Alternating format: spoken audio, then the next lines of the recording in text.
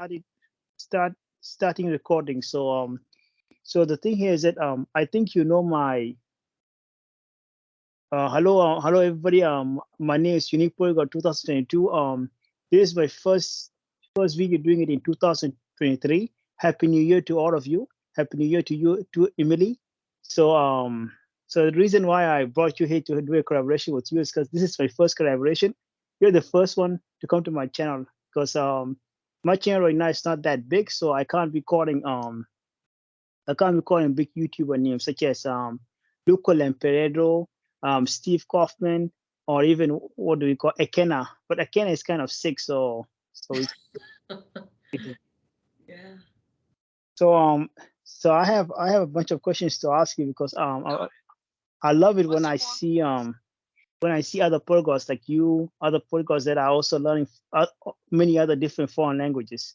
So I'll start with myself. My background is that I'm a South Sudanese that lives in Ottawa, Canada. The thing here is that I already spoke Sudanese, Arabic, and English when I was back home, and also here also here in Canada I also spoke them. But then I started learning French, Urdu, and Japanese. What about you? You go ahead now.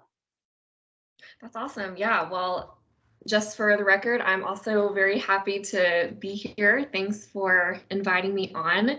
So I'm originally from the United States, and I started with German first. And then once I was living in Germany, started some Italian. What came after that? I think after that, I started Spanish. I returned to French. I had a little bit of French in high school, but I decided to really return to it in college. And then when I was also in Germany, I had moved back again. Long story. But my second time that I was in Germany, I decided to learn Turkish and Arabic.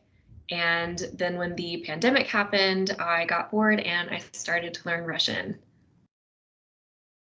Oh yeah, this looks really good. The thing here is that Miss Emily, I'm kind of sorry because the thing is I'm not sure if the audio is going to look fine or not because when we put it on the YouTube channel because I want the audio to go fine because I want this to be on my YouTube channel. So the thing I was gonna ask you immediately is that um when you know that there's income inequality when it comes to learning foreign languages. So italki, Pimsleur, and what do you call it? Give me 1 minute, please. Yeah.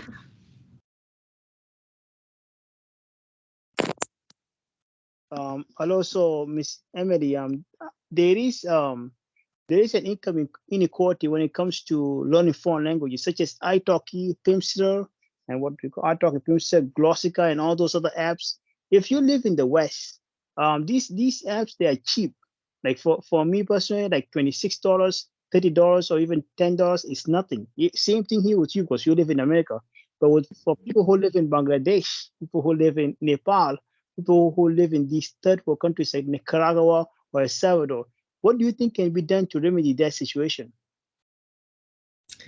That's an interesting question. I mean, I remember following the polyglot community when I was even like 16 or 17, when I was still pretty young, and people like those really famous language learners that you had just named at the beginning of the conversation, like Steve Kaufman or Luca or Lindy Botez. I'm sure you know her. Like, I mean, all of those people, we are all from, and we're all living in first world countries, right? And so we have so many advantages to learning so many languages. I think if we could give everyone that opportunity, then there would definitely be a lot more of us, right? But we have to give the opportunity first, or we have to be given that opportunity. Um, and yeah, unfortunately, I think that for people in those other countries, unfortunately, it is, I imagine, really, really hard to have the same access, especially to those apps that are really popular that really help us learn a lot faster with shadowing or just all of these really different techniques. I think you mentioned Glossica. I've learned or used that a few times. So yeah, I don't know. I'm trying to think. I don't have any remedy for it right now that I can think of, but I do think that it's important for us in the community, especially if we are living in a place of privilege, which is where I see a lot of the famous polyglots and language learners that I see where they are, then it's important to acknowledge that and really take that to heart when we continue to learn foreign languages too. Oh yeah, because I use Pimsleur and I use italki, Glossica also, and I Mm.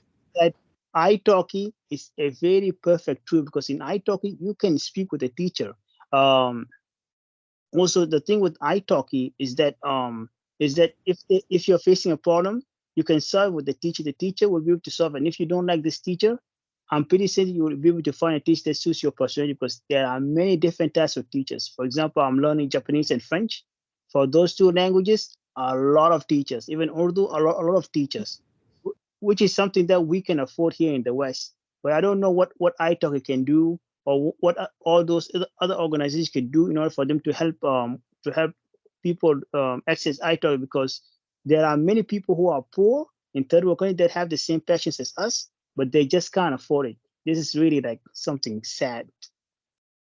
Yeah, I think even italki, I think the lowest price that you could charge was $4 when I started back in, I think 2017 is when I discovered the platform. And then now I think it's like minimum $5 that they let their teachers charge. So it's like for us in the West, of course that's cheap to the $5. And I know I see a lot of teachers though, it's at least like 6 or 7 with some of the languages that I'm learning. But in other countries, right, that can be a lot more to them than just $5 as it is for us here. You major in languages when you were in university. When I was in university, I wasn't passionate about languages. Now I look back and I'm like I should have just taken a Italian course or a Portuguese course because I'm learning French. But I went to a language institute, language learning school to learn the program. But when COVID-19 hit, they stopped the classes they did online. But the problem here is that when they did these courses online, the writing it really killed off my writing. So I'm able to speak more and I'm able to listen more. But when it comes to writing, it was really bad. COVID-19 was very bad for me. I'm pretty sure that it's the same case with all those other people, and nothing can be done about it because time has gone by, has been wasted, and nothing can be gotten back. Yeah, I think that was, I mean, it was a surprise for everyone in really different ways, and then I think in a lot of similar ways. Um, and I think it definitely did cut off my language learning too. I wasn't going to any language school necessarily, but I had a lot of language partners when I was living in Berlin when the pandemic started. And that had just so many speakers of so many different languages.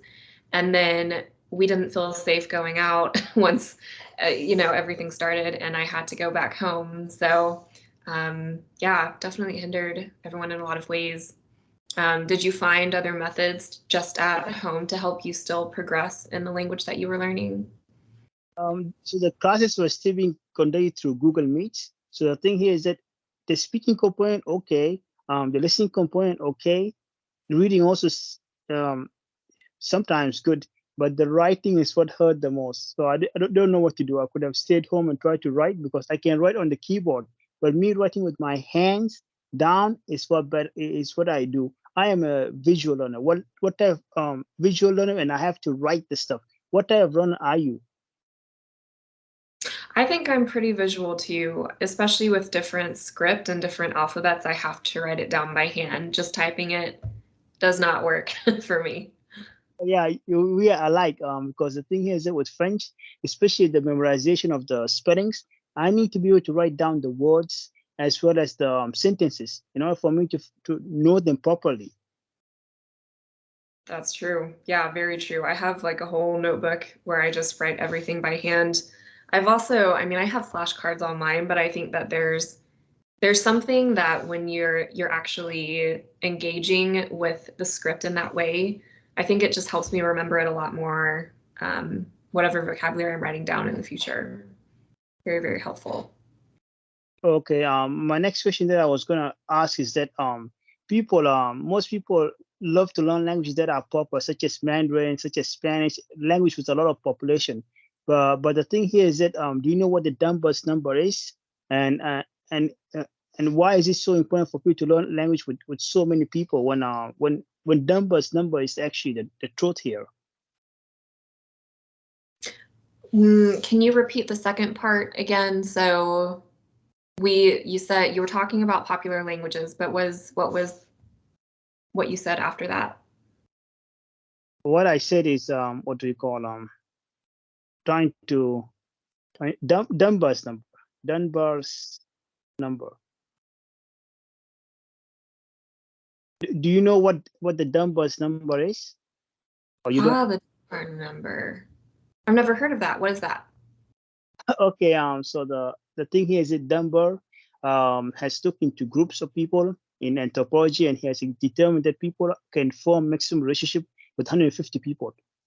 So this means that friends, this includes friends, acquaintances, family members, all those people, they end up being 150, around that average, 150 to 300 people. That's around the average. Mm. So with me personally, I have no problem learning a language such as Urdu or such as French and Japanese, which don't have that many people like Spanish, Portuguese, or even Mandarin. Because for me, when it comes to language learning, it's about what you're passionate about. But some people they choose languages just because of their popularity. Is there something that can be done about it? Right. I think that, yeah, we all have such personal reasons to learn a language. I think for a lot of my languages, especially because I am thinking about maybe even taking a job in the future that will require languages at some point. I do want to learn, just for me personally, languages that are widely spoken, but I think it's also interesting for people who, I think there's some people in the language community who've mentioned they're learning like Quechua, like a very indigenous language, more in South America, things like that, which I think is really fascinating. I just know that even with Arabic, I complain about how little resources there are, just because it's hard for me to learn a language that does not have a lot of resources like Spanish or German or anything like that, because there's so much about grammar.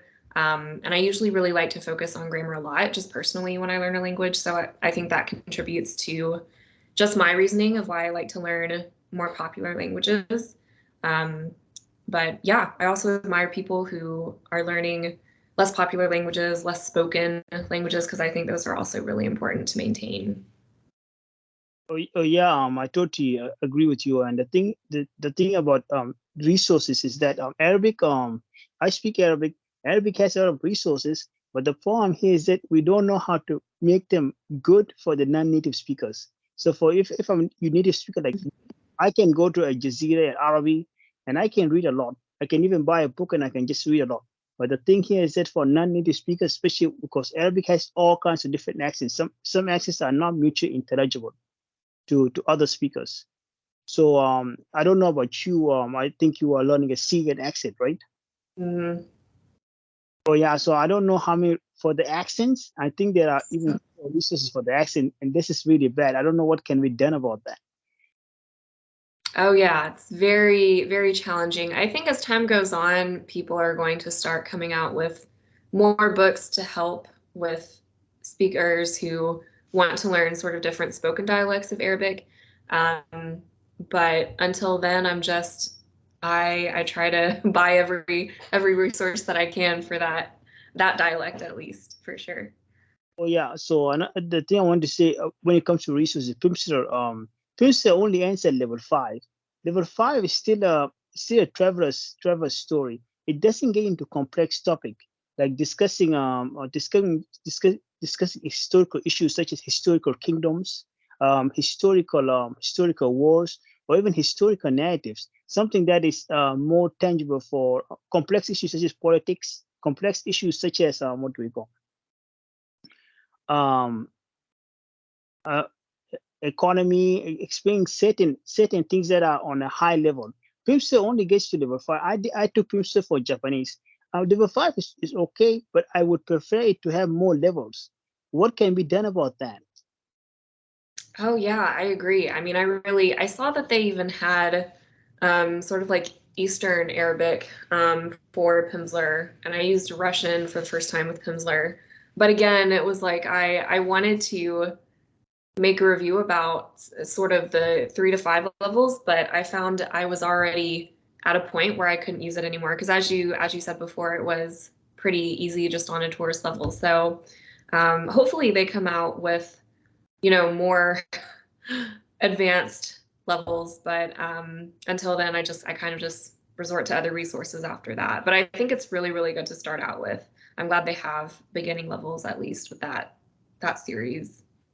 Oh, yeah, yeah, yeah. But the thing is that people say there are some languages where it only has level 1. For example, Farsi. I went and looked up Farsi, Oh, really? and they only have like level 1, level 2, which is very Yeah.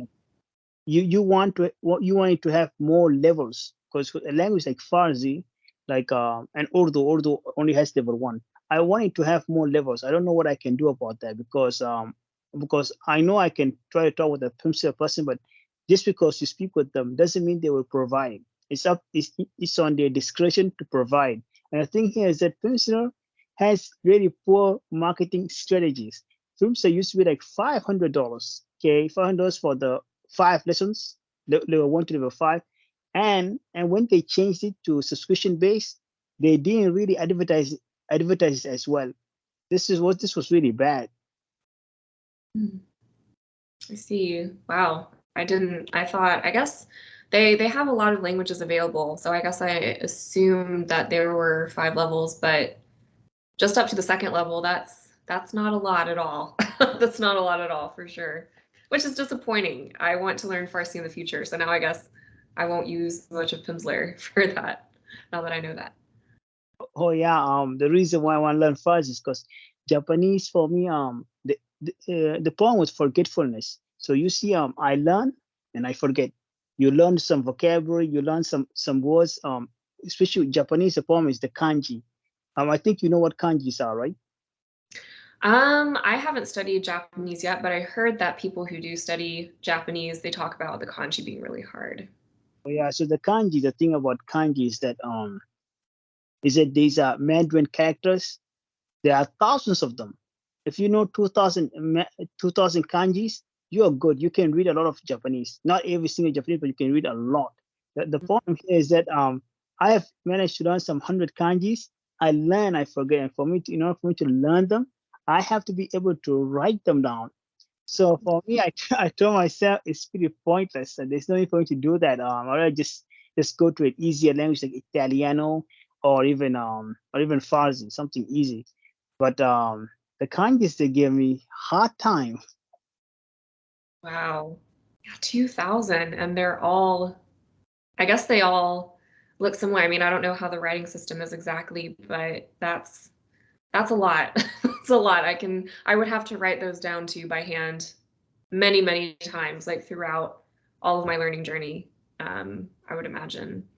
Because otherwise it's like you can't, it's really hard otherwise, I would imagine. Oh yeah, because the problem here is that I also tend to forget. Like you learn, you forget, you learn, you forget. That's a big issue right here. So the other question I was gonna ask is that how do you deal with what do we call so time is of the essence, right? So I can't remember. You told me what language did you start learning first? I started with German. Oh, okay. When it comes to time, do you know what life extension is? Life extension, in what sense? Like how long we're personally going to live? Oh, yes, yes, life extension. Because the thing here is that I imagine that you're learning Germany. You're not just learning Germany to speak it for like 10 years or 15 years. You are learning German in order for you to speak for as long as you live, like whether you live like 40 years or 50 years. Me too. When I learned Urdu, when I started with foreign language, I started with Urdu in 2015, 2016. When I was learning Urdu, I was learning Urdu in order for me to use it for a long period of time, not just a short sprint. The thing here is that when it comes to life extension, death, people die with cancer, heart disease, Alzheimer's, what else, and dementia. There are many other diseases, of course, that kill people. But these diseases that I mentioned here, they kill people, and they need to be eradicated. Like I want them to be cured, because so that I can use the language for as long as I want. That's why I support life extension. So you don't know anything about life extension or what?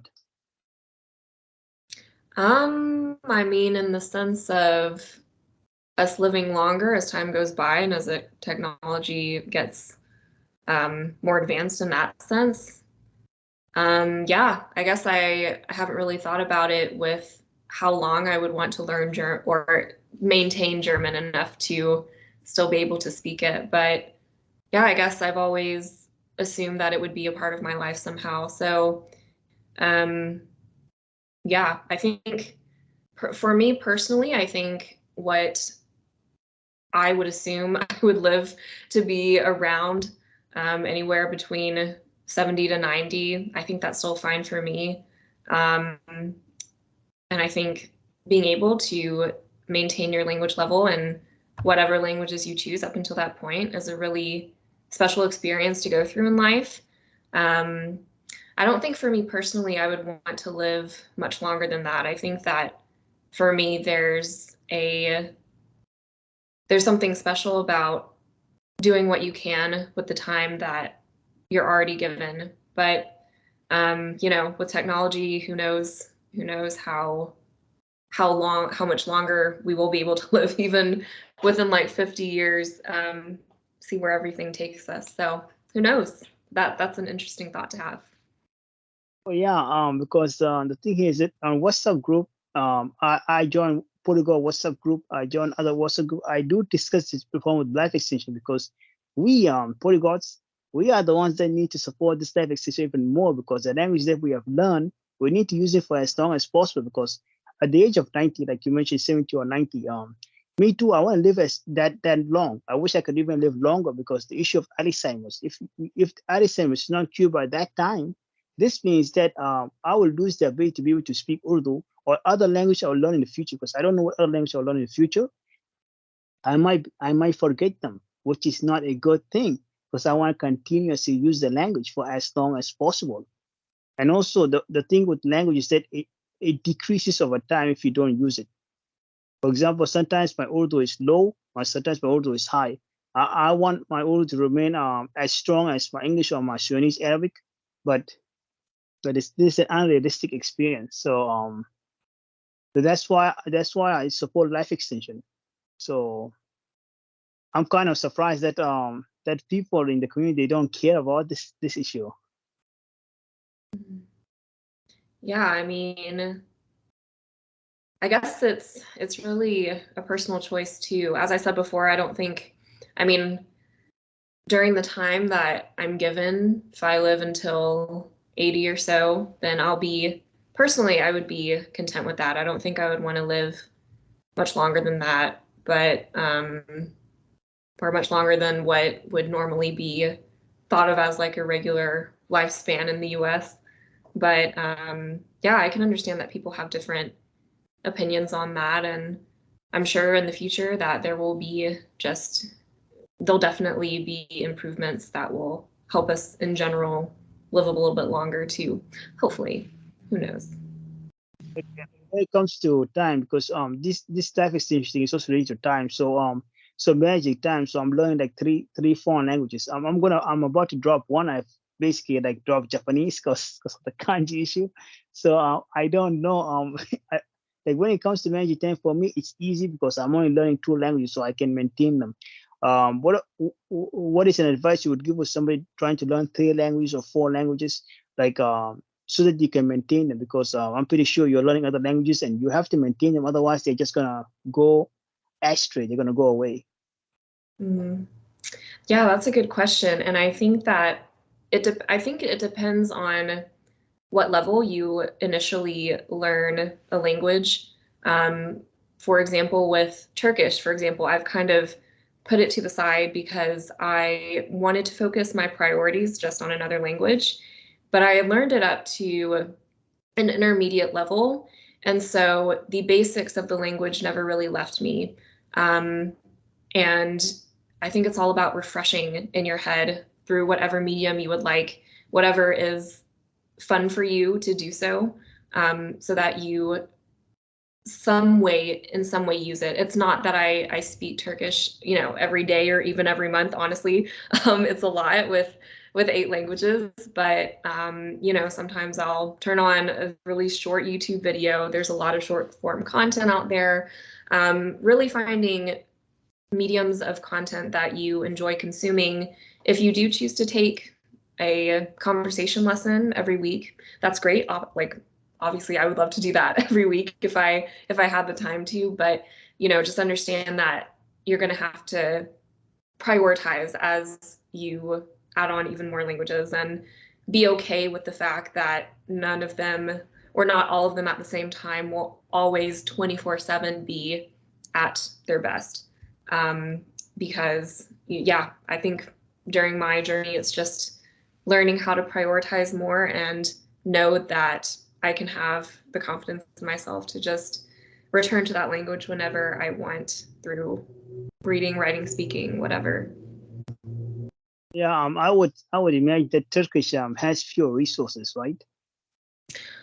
Well, I used to think that, and then I found some really, really good textbooks actually that were really helpful for learning them. So they definitely have more resources than Syrian Arabic, but I wouldn't say as many resources as for Russian. Kind of depends.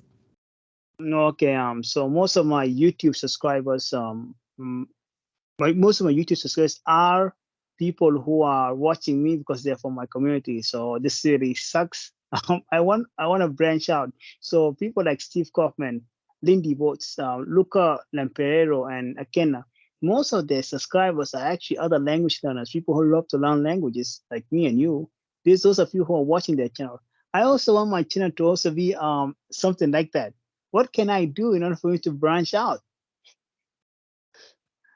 I would honestly just reach out. I think I think the worst thing that someone can say is no. And I think that really, and I've had to learn this too, being a creator on a channel and just reaching out to people is the best thing. I think as we go along in this journey, it's important to make friends and at least make connections within this community so it won't be as lonely, and just help each other grow that way. So I would really just suggest to email them, whatever email they put out there, and see what they say after they get back to you. Oh yeah, because the thing here is that in my real life, the people I hang out with, I only know one person who is learning Spanish. So he's taking he took Spanish courses, and right now at home he does Spanish by himself. But aside from me and him, I don't know anybody else that's learning foreign languages. I know someone who's trying to improve their French, but they already know French, so it's not such a big deal. But I don't know anybody else personally that is learning foreign languages. Like for example, Japanese and Urdu, they're foreign languages because they're not spoken in Canada or in Sudan. But these are foreign languages that I'm learning. And the thing here is that I think you need community. You need community. You need to speak with other people in order for you not to feel isolated or alone. And it gives me strength. So I'm really glad to be able to speak to you, or speak to what we call speak with other polyglots on WhatsApp app, Facebook, and other means. Do you also go to Facebook regularly and stuff like that? I sometimes message people just through Instagram, just other creators, which is really good. I've been on WhatsApp groups before just for different languages, but I found that you have to find the quality groups where it's not, where I guess where it doesn't turn silent after for like the first few texts, where it turns out there isn't a lot of activity. But and usually I just stick to Instagram for right now because I'm really busy and I feel like I couldn't maintain connections in different mediums for right now. But different WhatsApp groups I've been a part of before. but mainly I'm sticking to connecting to others just through Instagram. And I think Instagram is a great way to be connected with people anyways, because there's so many posts about what their notes are or what their goals are. I mean, there's like a huge group on Instagram. So I'm really, really happy to be a part of that community too, as well as Twitter. Twitter's good. Oh yeah, because I think the language learning goals, right? My 2020 language learning goals are to be able to improve my reading in Urdu and improve my reading in French if I get the time, or I'll add a different language in the future to compensate for the Japanese one, because like I feel really desperate, like I feel really angry that I had to let go of Japanese because of the of having to frequently write kanjis. Even though I bought a lot of books, I don't know what to do now. Like I'm stuck, and it's just a sad situation. Do you use a lot of YouTube teachers? I would imagine that there may be some teachers on YouTube that really guide you through writing, I assume. Have you tried to look on there before? Oh yeah, so I went to italki. I booked some sessions with italki and also watched some YouTube videos. They try to do mnemonics to make you try to memorize something. But I don't work with mnemonics. I have to physically sit down and write it down. Otherwise, it's not gonna go to my brain. Yeah. And I don't have time to continue to come home and write down the kanjis. And the kanjis that I already learned, I also forget too. It's a big dilemma. Mm-hmm. I see. Wow. Yeah. Yeah, I feel like, man, I don't know. I guess that would really be a situation where a classroom is really good. My gosh, I can't remember the last time that I took a language course in the classroom other than in college, which was like over 3 years ago. It's crazy. But yeah, but I think you'll find a solution. I think that sometimes when I hit just sort of roadblocks in what I'm trying to learn, it really takes a specific teacher, like me having to go through and cycle through different teachers who explain the same concept, but they just explain it or show it to me in different ways until it finally clicks, sort of. So I feel like finding a teacher who can actually give you the method that would help you